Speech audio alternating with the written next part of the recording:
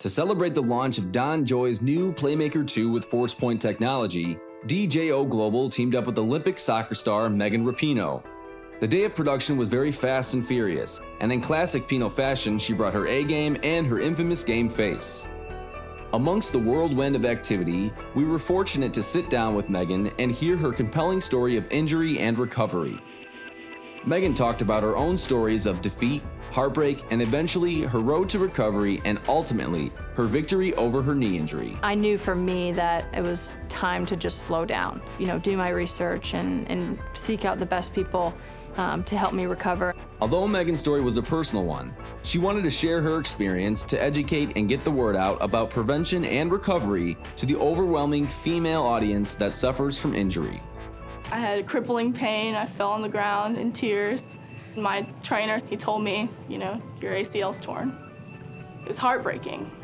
To help an athlete with injury, it's a grieving process, and it's similar to any loss, what the research says, with someone losing a close friend or a close family member. I went back to that moment a lot. I was wondering, what could I have changed to prevent this? I think a lot of this can be prevented with the more number of parents and coaches that know about these injuries occurring all over the country. And then secondary, if it happens to somebody's daughter, then they immediately know, hey, we need to take this seriously.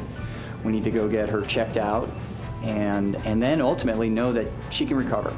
As a coach, we need to promote their skill as best we can, put them in the proper situation so they can succeed and get over that mental edge.